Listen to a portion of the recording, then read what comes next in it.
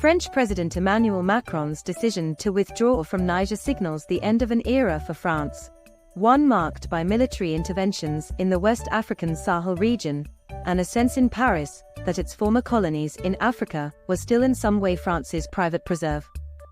For more than 2 months, Macron took a defiant stance, ignoring the ultimatum set by the junta in Niger, who came to power in July after a military coup. France refused to engage with the junta leaders or move on their demands to remove French troops stationed in the country to fight terrorism. But in the face-off between France and the putschists, Paris blinked first. On Sunday, Macron announced that France would gradually withdraw its 1,500 soldiers by the end of the year, and that France's ambassador, who had been living under quasi-house arrest in the capital Niamey, would be brought home. The ambassador, Sylvainit, returned home Wednesday with 6 of his colleagues.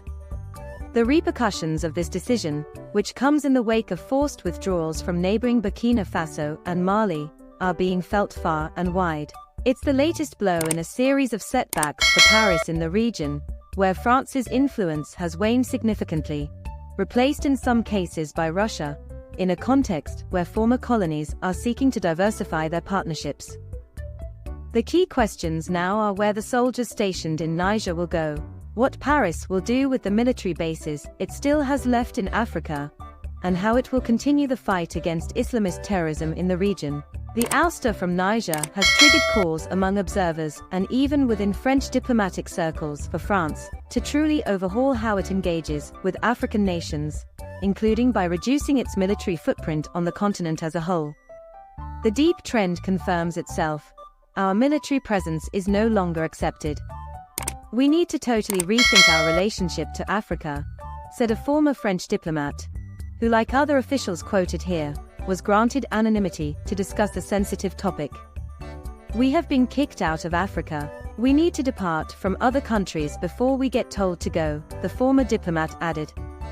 In February, Macron promised France would commit to a new type of military relationship with African nations, one that wouldn't be tainted with neo-colonialist undertones, but rather be a partnership of equals. Aiming for a reset in the region, Macron announced a fundamental overhaul of France's Africa strategy, where it would fight terrorism alongside local governments. There are about 6,700 French soldiers reportedly still deployed on the African continent, including in Chad, Senegal, Ivory Coast and Gabon. In the Sahel region, Paris has repeatedly explained that French armed forces were present at the request of governments seeking to contain a jihadist insurgency. However, the ease with which military juntas in Mali, Burkina Faso and Niger, as well as hostile powers such as Russia, have fueled an inflamed anti-French sentiment, shows there's a different perception among local populations, according to Pierre Haroche, lecturer in international relations and international security at the Queen Mary University of London. The French presence has become very counterproductive. France, with all the goodwill in the world, can't do much with the population and the armies against them, he said.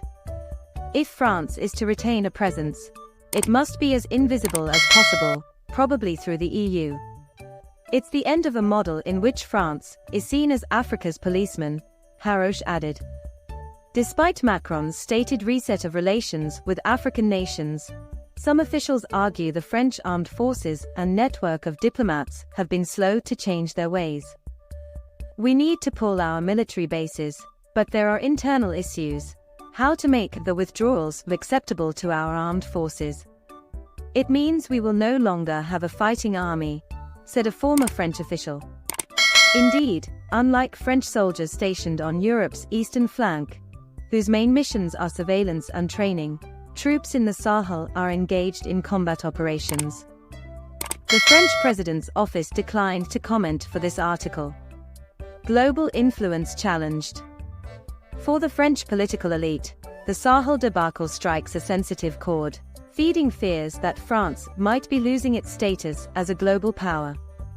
The debate has been so acute that Macron promised opposition parties there would be a public debate with lawmakers on France's policy in the Sahel, which could take place as early as November.